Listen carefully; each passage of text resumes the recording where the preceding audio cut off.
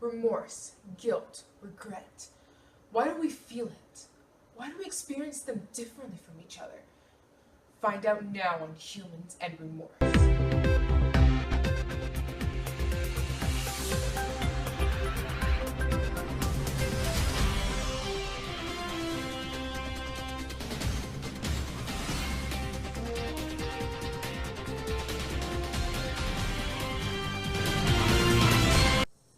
Psychological perspective, one can see that anxiety, personal responsibility, and the need to blame others all have a part to play when remorse comes into the picture. Rosemary Sword once said that remorse is a psychological game, making the person think of what they have to do better, sooner, and righter.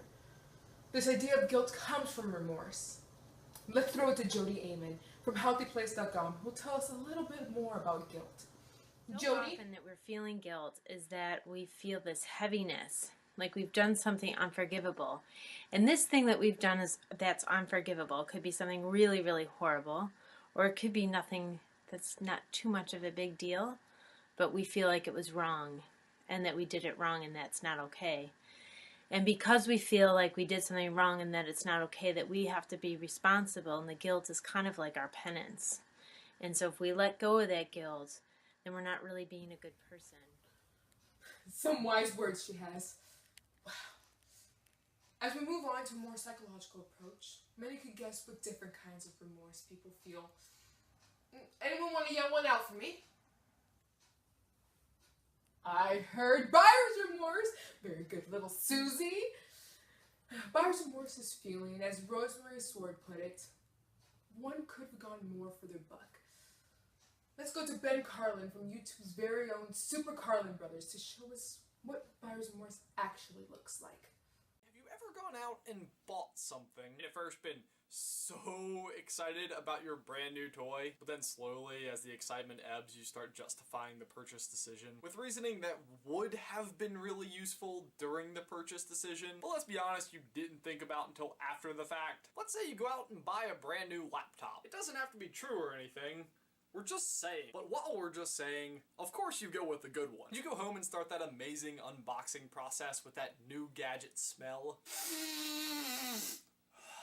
There's that perfectly untampered with protective plastic that's adhered together that you get to take apart. We are still totally scratch-free. You get to insert that wonderfully magnetic charger for the first time.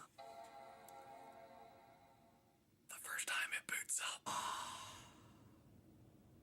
Well, now what? Oh my gosh, why did I buy this again? Well, first, I can totally use it to make videos when I travel so I don't have to use my iPad anymore. And it would make a killer work laptop. I've already got a backpack I can carry it in and everything. My phone does have that handy hotspot feature that I can now take advantage of. Now I can totally write my scripts somewhere else in the house other than this freezing basement. Sure, the Microsoft bundle was $1,000 cheaper and came with a printer, but this one is silver! Oh my gosh, the keys are backlit. Yeah, I got a new laptop. I literally responded to an email on the go this week and my reaction was just like, dude, this is so useful! Despite my existing ability to use this. So maybe I'm going through just a little bit of buyer's remorse, but I can tell you now it's time for a serious moment. Remorse is truly a daunting emotion to face, even if it is something as small as buying a new laptop. But what if it has something to do with murder? A show I watch and I believe truly depicts this idea of remorse is Angel, a spin-off of Joss Whedon's pop culture hit, Buffy the Vampire Slayer. This clip shows Faith, a vampire slayer gone rogue after she murdered a human man, trying to kill Angel, a vampire with a soul. Take a look. You, I have to kill. Wesley's just for the hell of it. This isn't about Wesley. It's about you and me. No, baby, he's payback. For what? I thought you were happy with the way you are. By the way, you never told me how much I'm worth dusted, just out of curiosity. 15,000 plus expenses. You're kidding. Hey, I'm young. I want to work my way up. You feel young, do you, Faith? You're looking pretty worn out to me. I know what you want.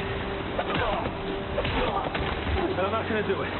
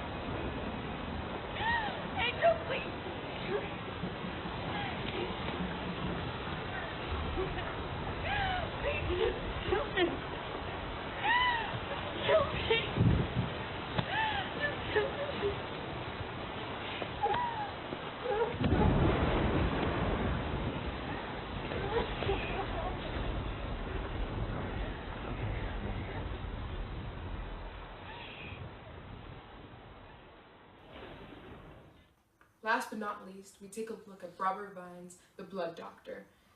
It brings in some truth and some real ways people deal with their remorse. Henry Nanther, one of our protagonists, always seemed to suppress it, definitely after the death of his best friend, which makes sense. According to an article titled Common Reactions to Death from reachout.com, guys are sometimes more likely to feel restrained emotionally and express their grief through physical activity. Jumping back to the sociological perspective of remorse, we can talk about survivor's guilt. We will now take a moment to acknowledge those who feel or have ever felt like they were not able to rescue someone or had to endure someone dying in a disaster. Here's to them. A moment of silence.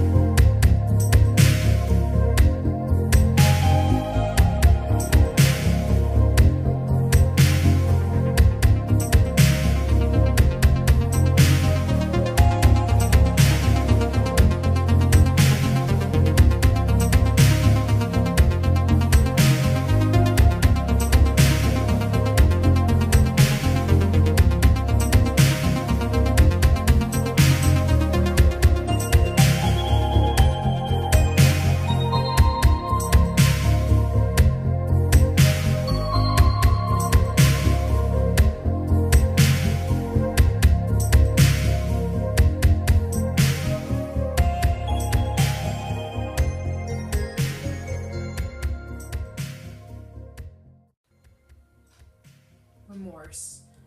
We all feel it. Some can't help but show it. And others